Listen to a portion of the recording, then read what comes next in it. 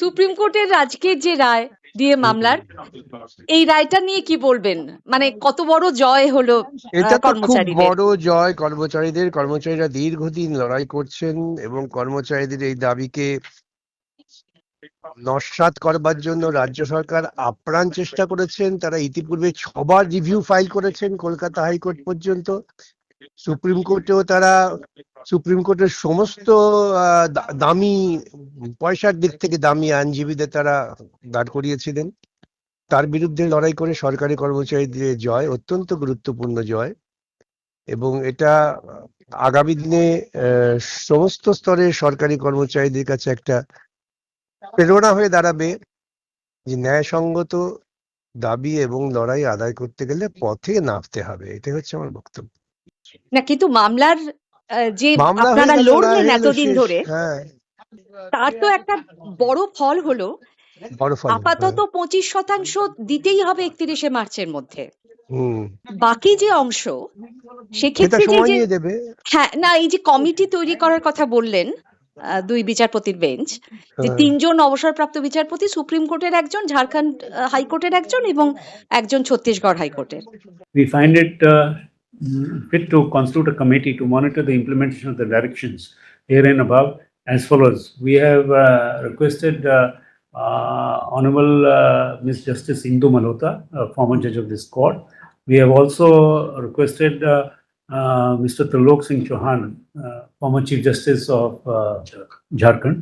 We have also requested Mr. Gautam Bhaduri, also a judge of retired judge of Chhattisgarh, and along with them, the Comptroller and Auditor General of India or senior most officer in his establishment nominated by him.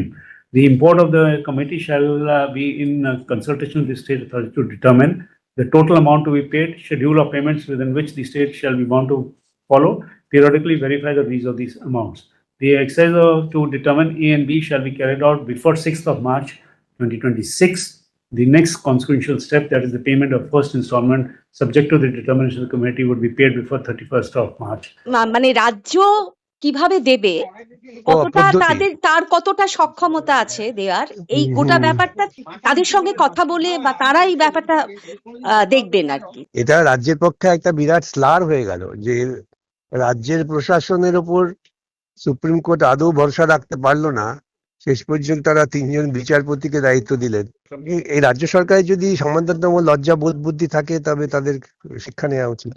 এবং compliance report, এই 25% compliance report কিন্তু 15ই মের মধ্যে দাখিল করতে হবে শীর্ষ আদালতে। সুতরাং হ্যাঁ, খুব ভালো, খুব ভালো।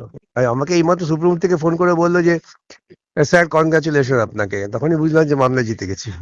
হ্যাঁ, মানে এটা খুব বড়, মানে এত বছর ধরে লড়াইটা চলছে, আইনি লড়াই করতে হয়েছে। হ্যাঁ, সেদিক থেকে একটা বড় জয়। এখন এবার অন্তত রাজ্য সরকার, এর আগে যে 25% ছিল অন্তর্বর্তী রায়ের বকেয়ার 25% এখন দিতে এটা হবে, চূড়ান্ত রায় হয়ে গেল।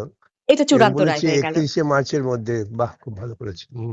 হ্যাঁ, 31শে মার্চের মধ্যে দিতে হবে, 15ই মের মধ্যে কমপ্লায়েন্স রিপোর্ট দিতে হবে, এবং বাকি 75% কিভাবে দিতে হবে সেটা ঠিক করে দেবেন এই 3 জন অবসরপ্রাপ্ত বিচারপতির কমিটি। সেটা থেকেই তো আমার মনে হচ্ছে যে রাজ্য সরকার আরো তার নির্লজ্জ চেহারাটা প্রকাশ হয়ে পড়লো। তার মানে সুপ্রিম কোর্ট বুঝতে পেরেছেন যে রাজ্য সরকারের প্রশাসনের সঙ্গে যারা আছেন তারা সততার সঙ্গে কাজ করছেন না, সেই জন্য 3 জন বিচারপতিকে দায়িত্ব দিতে হলো। এর থেকে লজ্জার কি হতে পারে একটা প্রশাসনের পক্ষে? ঠিক এরকম নজির কি আছে? নেই, নজিরবিহীন। বিচারপতিরা ঠিক করে দেবেন রাজ্যের যে দায়িত্ব। তার মানে রাজ্য প্রশাসনের প্রতি সুপ্রিম কোর্টের সামান্যতম ভরসা নেই। তাদের এই ভূমিকা বারে বারে দেখে রাজ্য সুপ্রিম কোর্ট বুঝে গেছেন যে রাজ্য প্রশাসন অকারণ অছিলায় এই সমস্ত অপকর্মগুলো করছে। মানে একটা গভীর অনাস্থাই কি প্রকাশ পেল? চূড়ান্ত এই নিয়ে কোনো প্রশ্ন, মানে লজ্জাজনক ব্যাপার। আমাদের হাইকোর্ট বলেছিলেন যে ফিনান্স সেক্রেটারিকে এবং চিফ সেক্রেটারি তোমরা ঠিক করো, সেটাকে ওরা চ্যালেঞ্জ করেছেন। সভাপতি সুপ্রিম কোর্ট বলেছেন তাহলে ওদের কাছে দিয়ে দায়িত্ব লাভটা কি, বরং বিচারপতি। এটা রাজ্য সরকারের প্রতি পুরোপুরি অনাস্থা জ্ঞাপন হলো। যাই হোক, আপনাদের একটা বিরাট ভূমিকা ছিল এই মামলা লড়ার ক্ষেত্রে, সুতরাং সমস্ত কর্মচারীর তরফেও আপনাদের একটা বিরাট অভিনন্দন প্রাপ্য। My lords, the employees are extremely grateful.